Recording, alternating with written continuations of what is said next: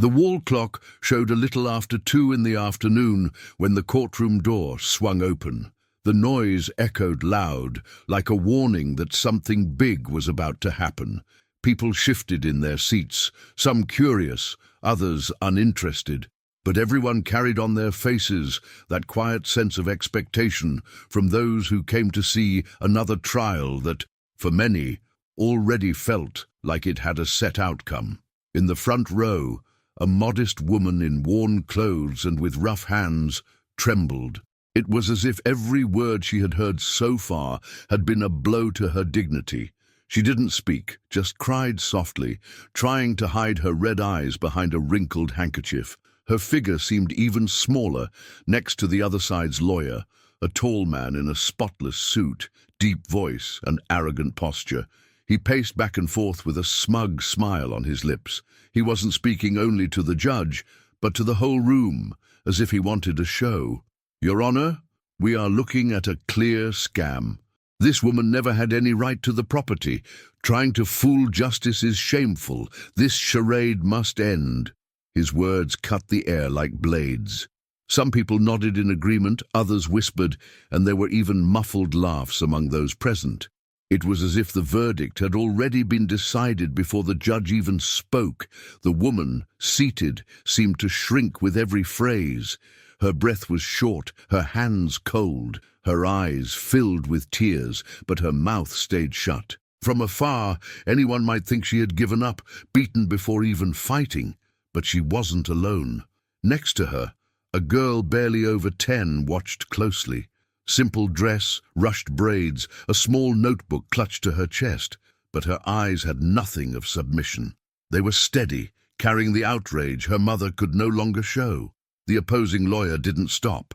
"We have documents here proving our side. This woman keeps holding on to an illusion. We must set an example. The law cannot be challenged this way." He waved papers and slammed them on the table as if they were gavels of authority. The sound rang through the courtroom.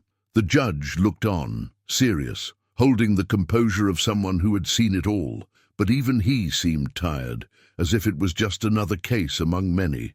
And then, as the mother lowered her head, something shifted. The girl took a deep breath, stood up suddenly, and walked to the center of the room. The sound of her small shoes echoed on the floor, drawing everyone's eyes. Some laughed softly, not understanding what was happening. She stopped in front of the judge, hands shaking, but her voice surprisingly steady. "I am my mother's lawyer." Silence dropped like thunder. The opposing lawyer widened his eyes, then burst out laughing, mocking. "What? This is a joke?" The crowd stirred. Some whispered. Others leaned in to see better. The mother, desperate, stood up and tried to pull her daughter back. "Please sit down, my child. This is not your place." But the girl didn't move. With teary yet firm eyes, she whispered, just for her mother, "If I stay quiet, they'll take everything from us." The judge cleared his throat, trying to regain control. "Young lady, this courtroom is not for games. You cannot claim to be a lawyer. That is not allowed." She lifted her chin and with unexpected courage said, "I know I'm not a real lawyer, but I know the truth. I read all the papers. I saw what they're hiding. If no one defends my mum, then I will." The other lawyer roared with laughter. "Your Honor, we cannot allow such insolence. A child meddling in serious matters. This is absurd. I ask that order be restored immediately." But the judge, instead of sending her back, stayed silent for a few moments. He watched the child with a mix of surprise and curiosity. Maybe it was her courage, maybe the pain shining in her eyes. But something in that scene stopped him from ending it right away. The girl drew in a breath and went on, "My mom never had anything. This house is all she's got. I won't let them take it away. If you allow it, you're taking it from me too." The lawyer tried to cut in, but he no longer had the same grip on the room. The crowd, once detached, now listened closely. Some were even moved. It wasn't common to see a child speak with such strength, with such honesty. The mother, ashamed, kept pleading, "Please sit down, my daughter. They'll laugh at us."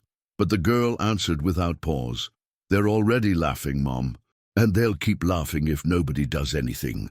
Her words echoed deep, and for a moment even the opposing lawyer was left without words. His arrogance was still there, but his confidence looked shaken. The judge finally spoke in a steady tone.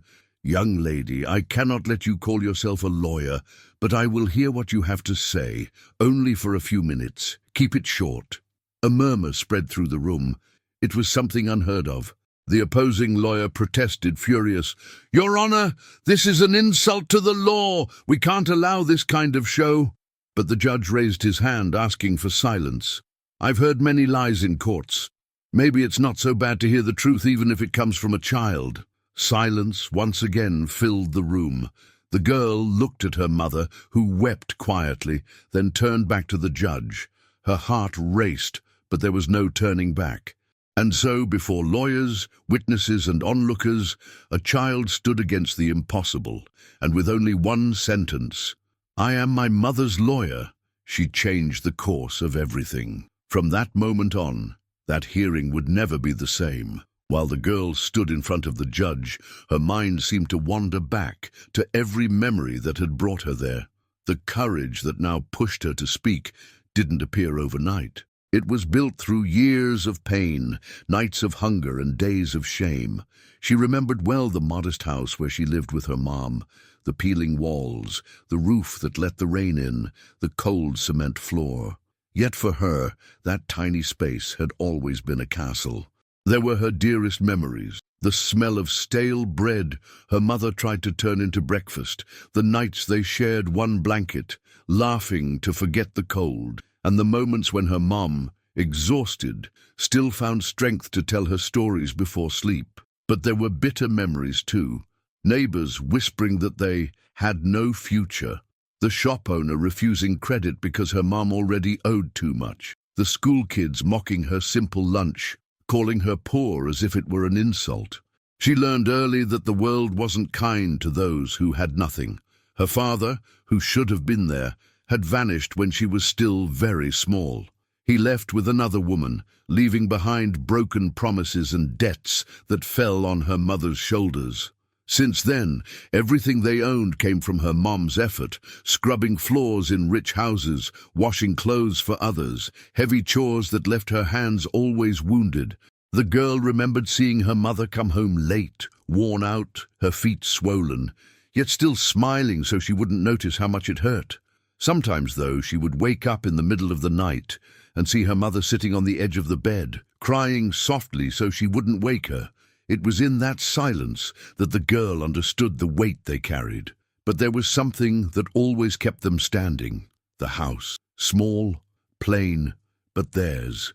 A gift from her grandfather, an honest man who, before passing, had written in the registry that the land belonged to his daughter and granddaughter. It was the only thing they had, the only place they could call home.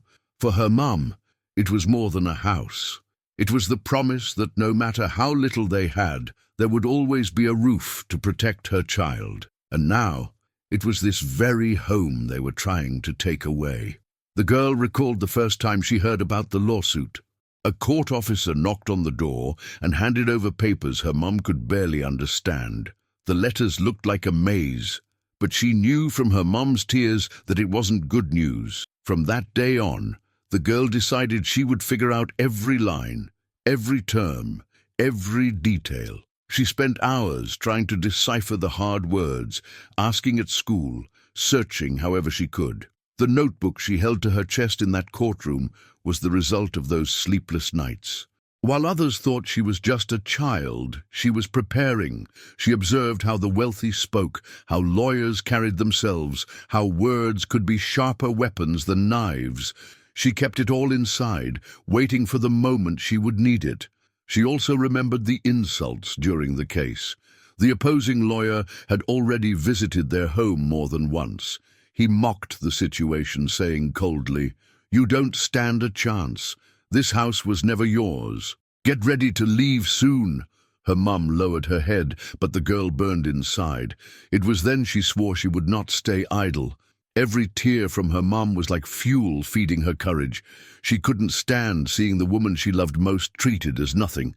That's why, when she stood in the courtroom and claimed to be her mother's lawyer, it wasn't just a sudden act. It was the burst of years of hidden pain, piled up injustice, of love turned into strength. Deep down, she knew she had no age, no diploma, no training, but she had something no lawyer in that room carried: the truth. And it was that truth she was ready to shout for everyone to hear. The judge, while watching her, might not have realized it, but in front of him wasn't just a child. It was an entire story of struggle and resistance. It was a girl who had grown up too soon, who had learned that life doesn't give choices to those born without privilege. She also recalled the times her mom almost gave up. "Daughter, if we lose the house, don't worry. We'll find a way. We'll rent a room, live anywhere." But the girl answered firmly, "No, Mom. This house is ours. Grandpa left it for us. Nobody can take it away." And now, in that courtroom, all those memories mixed with the present. Every mocking laugh, every look of disdain, every cruel word from the opposing lawyer only made her decision stronger. She would not leave without fighting. The crowd, once indifferent, now started to see it wasn't just an ordinary case. There was a story behind it. There was pain turning into courage right before their eyes. The opposing lawyer didn't understand. To him, it was only another easy win, one more victory bought with twisted papers. But what he didn't know was that the strength of a child can break the tallest walls when it's born out of love. At that moment, the girl looked at the judge and thought of all the nights her mum would say, "Daughter, never let anyone tell you that you're worthless." And that was exactly what she was doing, proving in front of everyone that her voice mattered. The painful past she carried wasn't just memory, it was fuel. It was the root of the bravery that now stunned the whole room. And no matter how much they tried to silence her, she knew she had already taken the first step. Because when a child raised in hardship finds the courage to rise, nothing can hold her back. The entire courtroom waited for the judge's reaction. But meanwhile, the girl's mind filled with memories of when it all started to fall apart. What brought her to that room wasn't only sudden boldness, but a long road of injustice that led to the day they got the first summons. She remembered that morning perfectly. The sun had barely risen when someone knocked hard on the door. Her mom, surprised, rushed to open it and found a man in a suit, cold eyes, holding a thick folder. "Are you the owner of the house?" "Yes, I am." "Then you are summoned to appear in court. There is a dispute over the property." Her mom's hands shook while holding the papers. She could hardly read, but understood enough to feel the ground vanish under her feet. "This can't be right. My father left this house to me," she repeated in despair. It was then that the girl, curious and afraid, grabbed the sheets. Even though the words were hard, she realized something. That case wasn't just a mistake, it was a planned attack. Days later, her mom found out who was behind it. A powerful man in town, a distant relative who claimed rights to the property. But everyone knew the truth. He had never stepped inside that house. He only wanted it because the land, with time, had grown valuable. The girl remembered the talks at home. "Mom, but Grandpa left it written in the registry, didn't he?" "He did, daughter, but they have money to pay lawyers, witnesses, even to fake proof. We don't have any of that." It was in that "we have nothing" that her mother's pain showed. And it was in that emptiness that the girl's courage was born. As the months passed, the case dragged on. The other side's lawyer filed appeal after appeal. The hearings turned into a show of humiliation. Every time her mom spoke, she was cut off, mocked, treated as ignorant. The girl watched it all in silence, but her heart burned. In one of those hearings, the opposing lawyer even said with scorn, "Your Honor, with all due respect, this woman doesn't even understand what she's signing.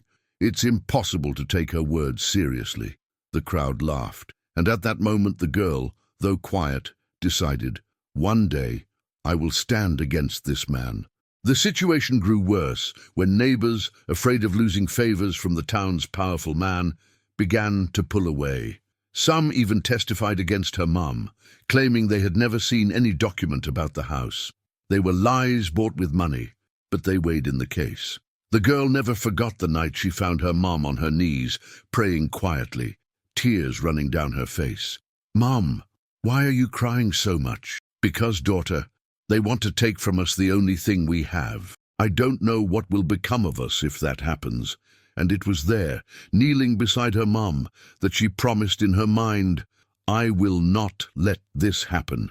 No matter how, no matter when, I will protect you." With every new hearing, the tension grew. The mother, more worn down each time, seemed to lose her strength, but the daughter, in silence, kept watching, studying, writing in the small notebook she always carried. In it, she copied every detail, every date, every word she could make sense of, until the day of the decisive hearing arrived. The opposing lawyer walked in full of confidence, spreading his papers across the table as if he owned the truth. The mother shook beside her daughter, her voice too weak to even hold up. That was when the judge asked, "Do you have anything to say in your defense?" Her mother's silence weighed heavy in the room. The opposing lawyer smiled, pleased. It was as if the match was already won, and in that exact moment the girl stood, surprising everyone, and spoke the words that would change everything. "I am my mother's lawyer." The audience reacted in shock. The opposing lawyer mocked, but inside the girl there was something unshakable. It wasn't just a childish outburst, it was the promise she had made nights earlier, when she saw her mother breaking in silence, coming to life. She knew that from that instant on, there was no way back. If she backed down, they would lose. If she stayed quiet, they would be crushed. But if she spoke, maybe there was a chance, even a small one, to turn things around. The judge, impressed, gave her a few minutes to speak, and that simple act opened the door to the unlikely. That was the turning point, the moment the story shifted.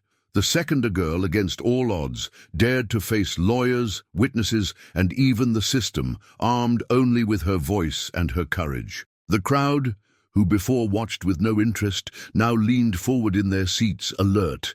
Everyone wanted to see how far her boldness would go. And the mother, who at first tried to stop her, now just wept quietly, her hands shaking, maybe realizing her daughter was doing what she no longer could: fight. It was as if the girl's whole life had led her to that moment, and no one in that room could imagine what was about to unfold.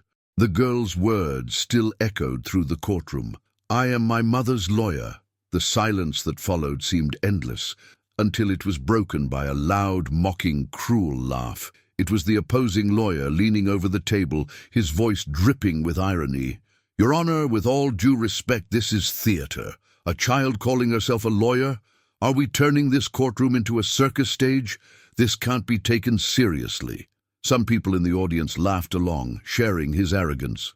Others, however, kept their eyes fixed on the girl, moved by her daring. The judge cleared his throat, trying to bring back order, but it was impossible to ignore the weight of the moment. The mother, shrunk in her seat, reached for her daughter's hand. "Please, my child, sit down. They're laughing at us. You don't understand. It will only get worse." But the girl didn't move. With teary but steady eyes, she stared at the judge with a courage far beyond her age. "They already laughed, Mom. And they'll keep laughing if nobody says anything. I won't let that happen." The judge, visibly bothered by the noise, raised his hand, asking for silence. "Young lady, I've made it clear you cannot call yourself a lawyer, but out of respect for your bravery and for the effect of this situation, I'll give you a few minutes to speak, just a few. Keep it short." The opposing lawyer erupted. "Your Honor, this is nonsense.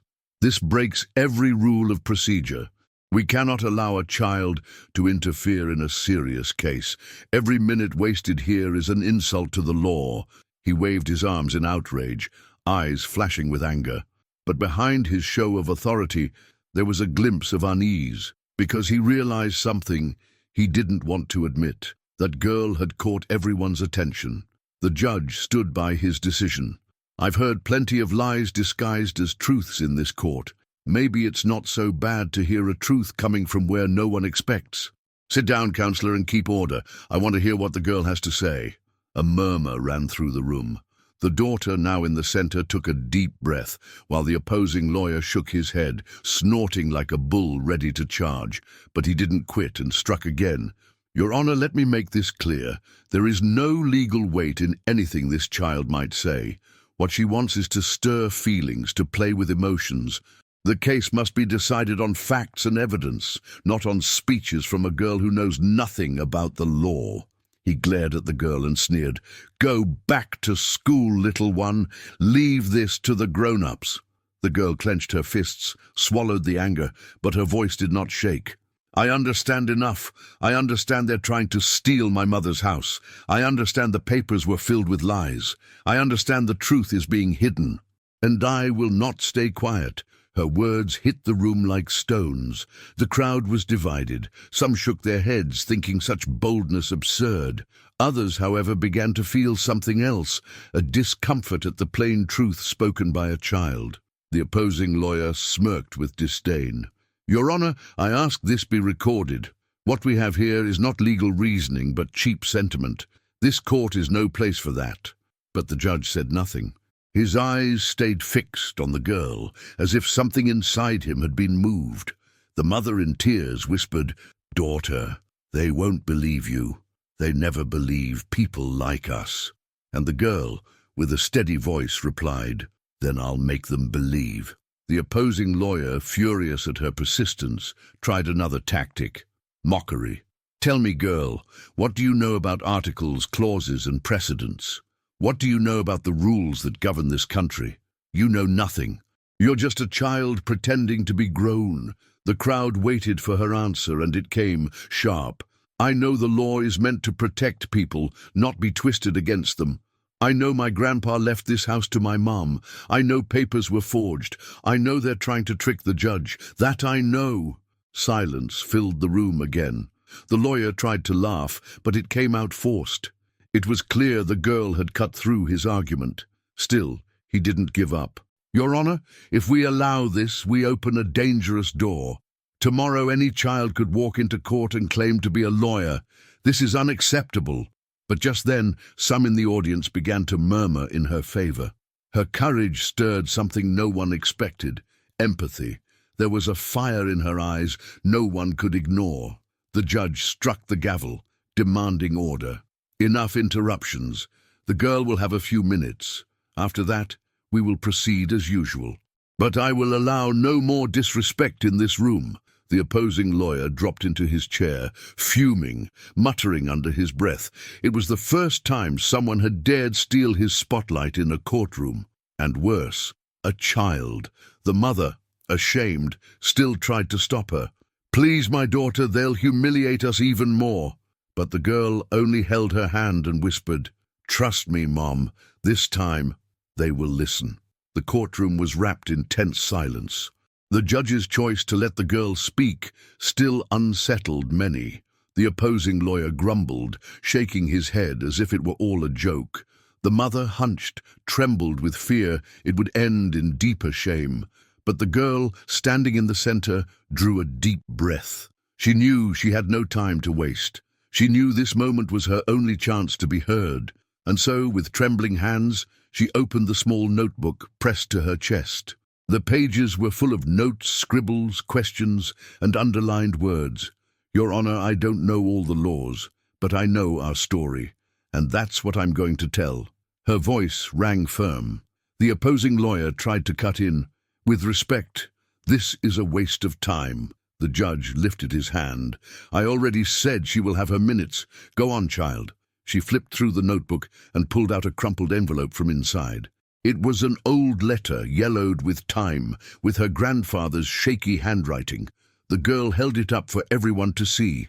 "My grandfather wrote this letter before he died.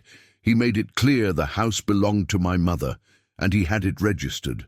I kept this letter because I knew one day it would matter."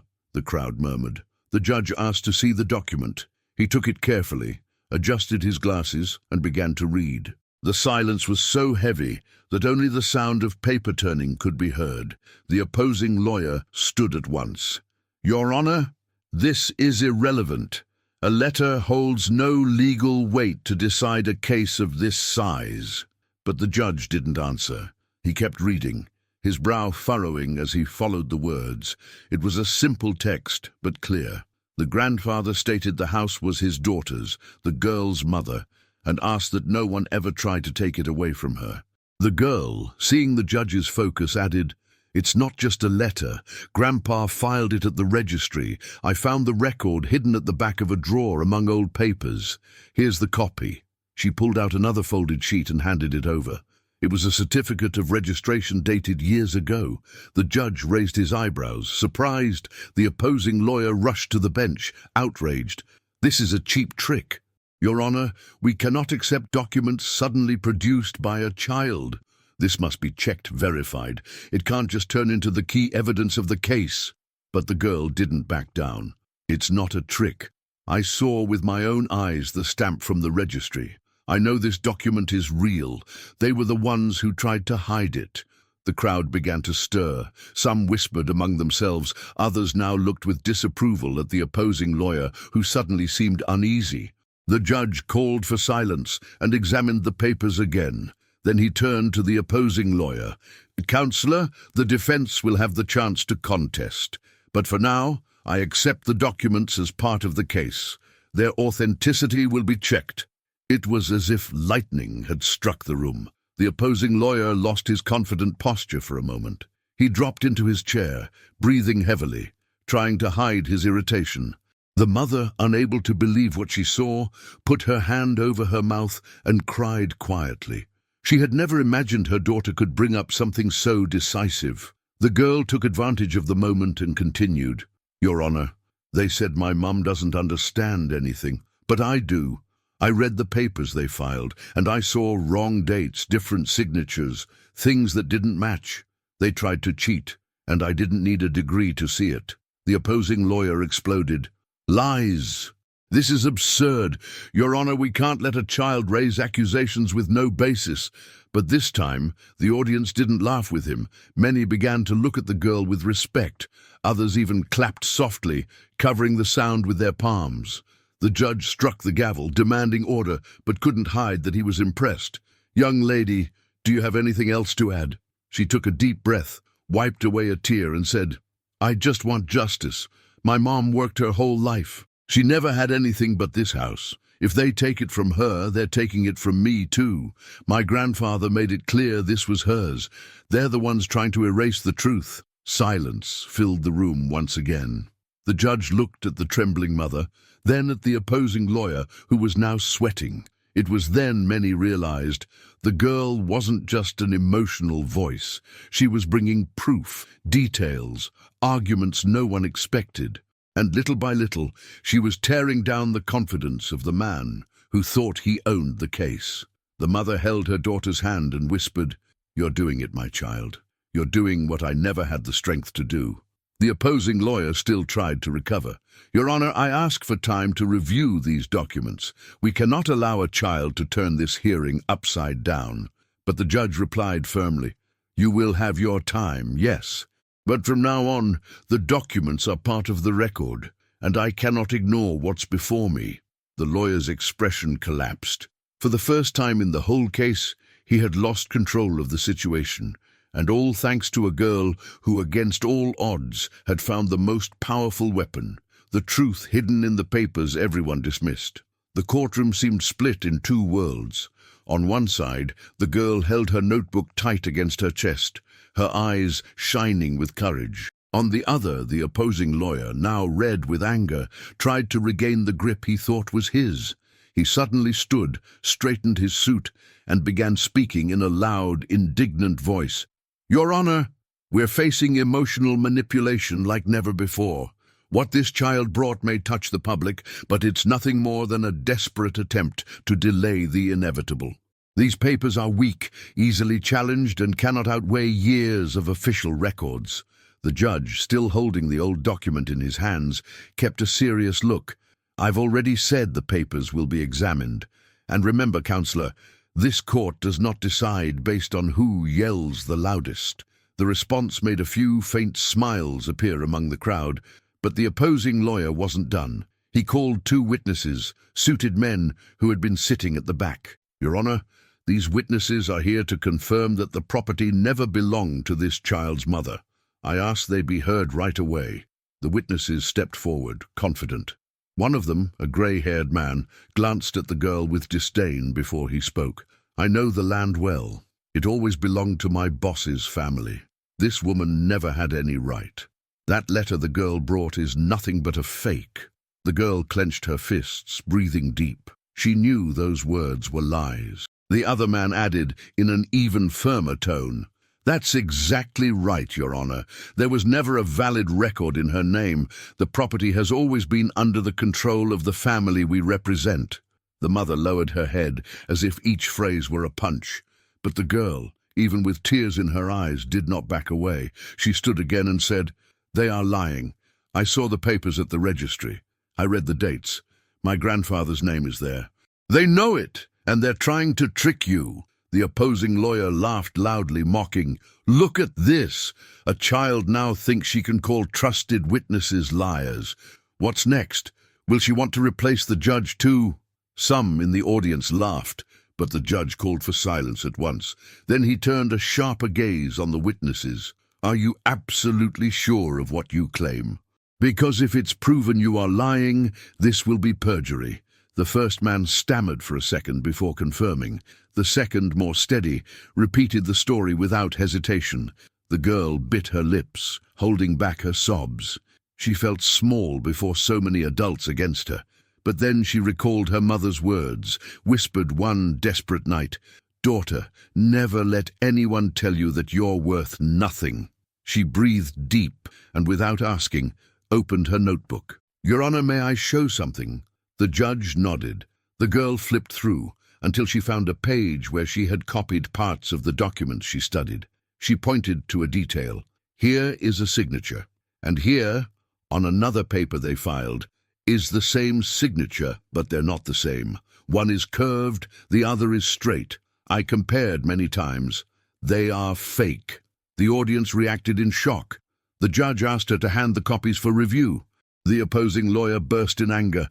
"This is absurd! Your Honor, we can't let a child play handwriting expert." But the judge, more intrigued now, scanned the signatures. He wasn't an expert, but the difference was obvious. "Interesting," he murmured, almost to himself. The opposing lawyer, sensing he was losing ground, raised his tone even more. "Your Honor, this is turning into a media show. I demand this trial be postponed. We must put an end to this circus right now."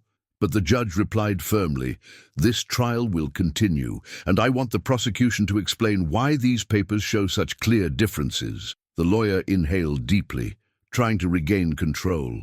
"There can be typing errors, normal variations. It means nothing." The girl didn't stop. "They are not mistakes. They are forgeries. My grandfather died on one date, and the papers they brought have his signature months after his death." "That's impossible!" The audience erupted in murmurs. Some even stood, outraged. The judge struck the gavel for silence, but it was already clear something serious had been exposed. The mother looked at her daughter with tears streaming down her face. It was as if she saw before her a strength she never imagined in that girl. But the challenges weren't over. The opposing lawyer, cornered, pulled his last card: intimidation. "Your Honor, we cannot let this hearing turn into a war of emotions. If you insist on giving voice to a child, I demand this be taken to the higher court. I won't accept the law being treated with such recklessness." The judge stayed calm, but his face was no longer the same. With every argument the girl raised, with every hidden detail revealed, it became harder to ignore that there was rot inside this case. The tension grew like fire. With every piece of proof the girl brought, new obstacles appeared. Witnesses lying, papers forged, the arrogance of those with money and power trying to bury the truth. But even so, she did not give in. Deep down, everyone already knew this hearing was no longer only about a house. It was about dignity. It was about a girl standing against giants, proving that even the smallest can face the mighty when they have the courage to speak the truth. And the more they tried to silence her, the stronger her voice carried. The air in the courtroom was heavy. Every word spoken so far had turned the hearing into a battlefield. The judge flipped through the papers the girl had presented with focus, while the opposing lawyer sweated under his fine suit, still trying to look composed. The mother, shrunk on the bench, trembled non-stop, as if afraid to believe there was hope. But the girl stayed on her feet, steady, even with her eyes filled with tears. She knew this was the deciding moment. Everything she had done until now, the notes in her notebook, her grandfather's letter, the signature comparison, had opened cracks. But now, to truly win, she needed the final strike. The judge sighed deeply and said in a grave voice, "The documents raise serious questions, but they are still not conclusive. It takes more than suspicions to cancel official records." The mother's heart sank. It felt as if victory was slipping through their fingers. The opposing lawyer smiled again, relieved, and muttered, "I told you, this is nothing but a little show." The girl closed her eyes for a moment. It was as if she could hear her grandfather's voice in her mind saying, "Never stay silent in the face of injustice. The truth can be hidden, but never destroyed." Then, as if moved by that memory, she opened her notebook once more and pulled out one last folded paper. Her hand shook, but her voice came out clear. "Your Honor, I kept this because I knew one day it would be needed. This is the copy of the deed filed at the registry, dated before any dispute. It was stored in a folder my mother never noticed because she didn't understand the papers. I was the one who found it." The whole room held its breath. The judge reached out and took the document. He adjusted his glasses and began to read in silence. Every second felt like forever. The opposing lawyer jumped up sharply. "Your Honor, objection! This is unacceptable. A child cannot just show up with papers out of nowhere." But this time, the judge didn't calmly interrupt. He struck the gavel and said firmly, "Silence in the room. This court will not be a stage for intimidation. The document will be reviewed." The girl went on, "In this deed is my grandfather's name and the official record that the house was his. He passed it to my mom. And here is the registry stamp." The judge held the paper up to the light, checking every detail. The opposing lawyer, desperate, rushed to the bench and muttered, "No, no, this can't be, it must be fake." But the judge, with a sharp look, replied, "Counselor, until now, the only false papers came from your side. Choose your words carefully." The crowd, until then restrained, erupted in murmurs. People stood up, trying to see better, and some even started clapping softly. The opposing lawyer shouted, trying to regain control, "I demand this document be thrown out at once. We cannot accept material handed in by a child in open court." The girl raised her voice like never before. "It doesn't matter that I brought it. What matters is that it's real. Here is the proof you tried to hide. You knew it existed and pretended it didn't." Her words echoed through the room. The judge, now holding the document, turned to the witnesses who had sworn the property never belonged to the mother. His stare was stern, almost threatening. "I will ask again. Do you stand by your earlier statements with this record in front of us?" The first man, once so sure, stuttered. The second tried to stay steady, but his eyes wandered. Their silence spoke louder than any answer. The opposing lawyer tried to step in, but the judge cut him off sharply. "Counselor, I suggest caution. What I see here is an attempt to mislead this court with forged papers and compromised witnesses." The mother covered her face, crying with relief, though she still could not fully believe what was happening. The girl, on the other hand, remained standing, her heart racing, but with the feeling that she was finally breaking through. The judge took a deep breath and declared, "Based on the papers presented and the clear contradictions of the prosecution, this court recognizes that the property rightfully belongs to the lady." It was as if time had stopped. The mother burst into tears, covering her face. The girl ran to her, hugging her tight. "I told you I wouldn't let them take it, Mom. I told you." The opposing lawyer, defeated, slammed the table in rage. But there was nothing left to do. The crowd, now standing, began to clap, something rare in a courtroom. Some even shouted words of praise. "Bravo, girl! This child has more courage than many adults." The judge, still serious, struck the gavel and closed. "The case is closed. Justice has been done. The girl's heart pounded with emotion. She had faced laughter, humiliation, and lies. She had stood against powerful men, arrogant lawyers, and false witnesses. And in the end, the truth had won.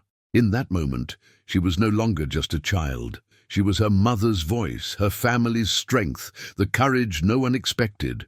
And everyone in that courtroom would never forget what they had seen. A girl who, without a degree and without age, turned the tables with the strongest weapon of all, the truth. The sound of the gavel echoed through the room, sealing the verdict. The case is closed. The property is rightfully hers. Justice has been done. For a few seconds, no one moved. The silence that filled the courtroom wasn't indifference, but shock. It was as if everyone there needed time to absorb what had just happened. The mother, still holding her daughter, cried non-stop, but her tears were no longer of fear nor of defeat, but of relief. For so long she had carried the weight of feeling small before the powerful, but now, for the first time, she tasted victory. And this victory hadn't come from pricey lawyers or political favors. It had come from her own daughter. She stroked the girl's face, whispering softly, "You were my voice when I couldn't speak anymore. You were my strength when all I had was weakness. Daughter, you are my greatest pride."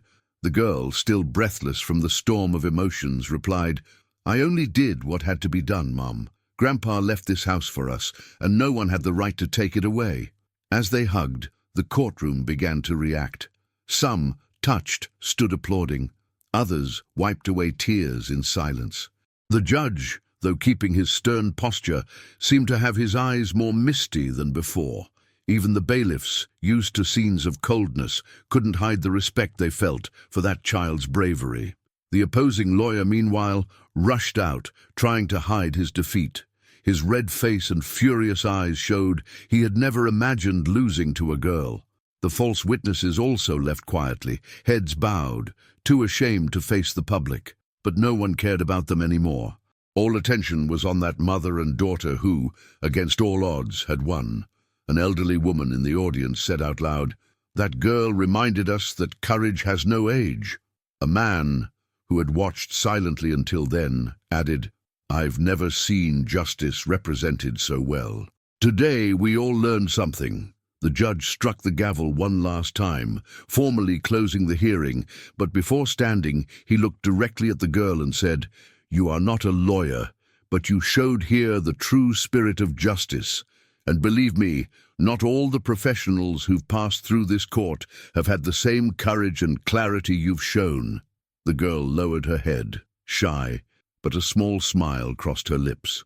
Her mother squeezed her hand with pride. As they left the courthouse, they were met by a crowd waiting outside. Many already knew the story and wanted to see the girl who had faced powerful lawyers and won. People clapped, others called her the little lawyer, and some even asked to take photos. The mother, astonished, whispered, "I never thought we'd live through something like this. I always believed we'd stay invisible to the world." And the daughter answered, "We're not invisible, Mom. Someone just needed to show it." In the following days, the story spread across the whole town. Local newspapers ran headlines, "Girl challenges lawyer in court and wins defending her mother." On radio shows, commentators debated how that moment exposed the failure of a system that so often favors the powerful.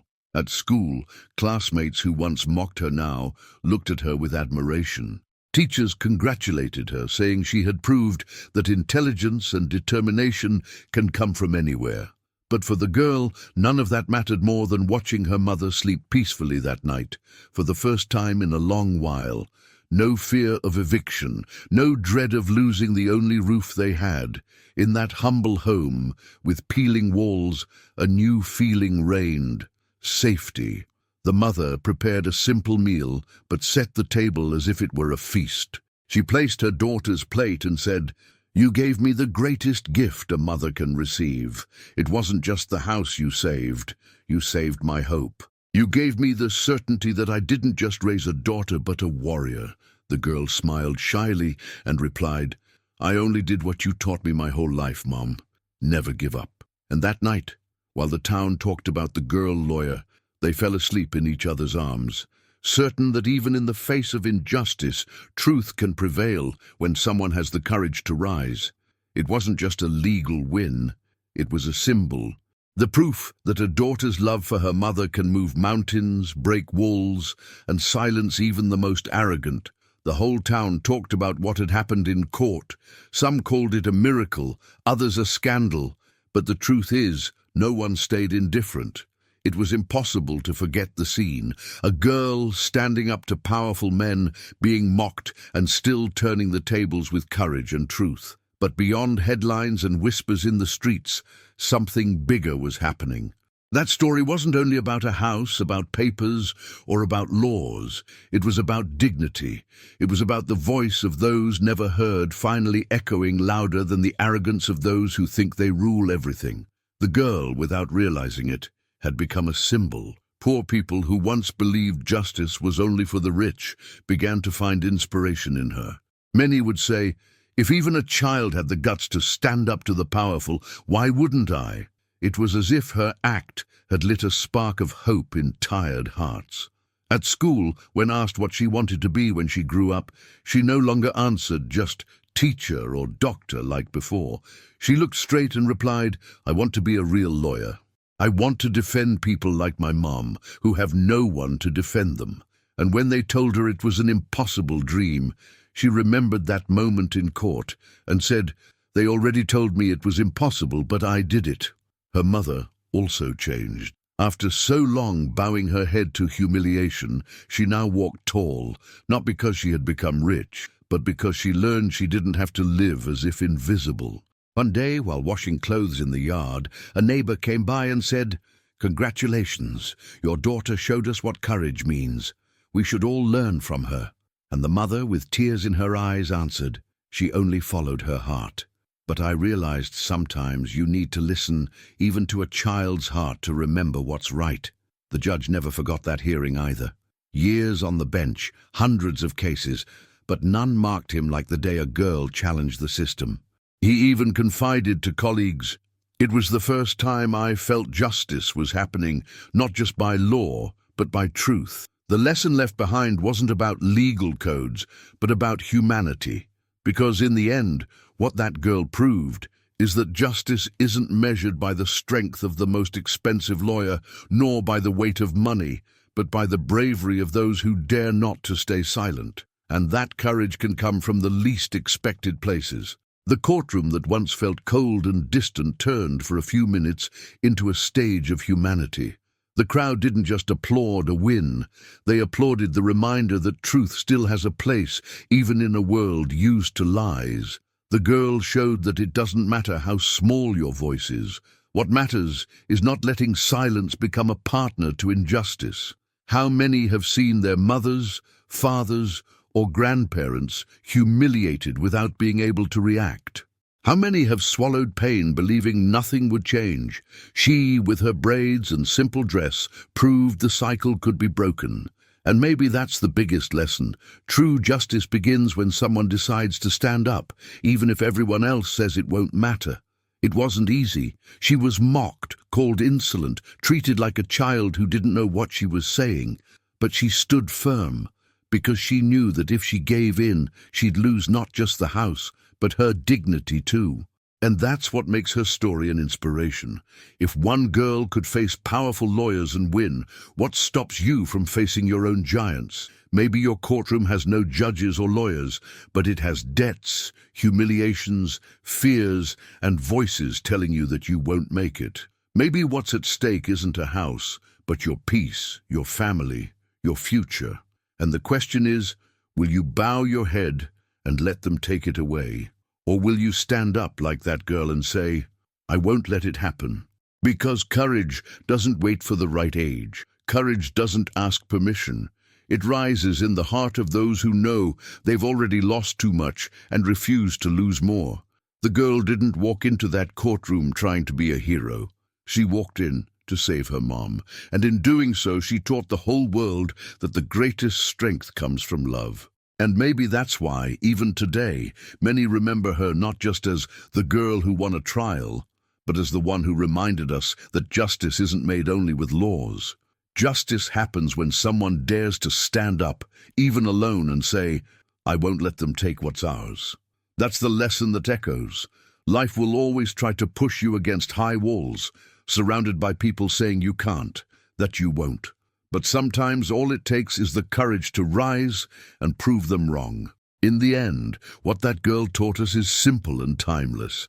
It's not your age, nor the size of your wallet that defines your strength. It's the courage not to stay silent before injustice. And that's how a daughter became her mother's voice. That's how the court learned that when truth meets courage, not even the power of the mighty can prevail.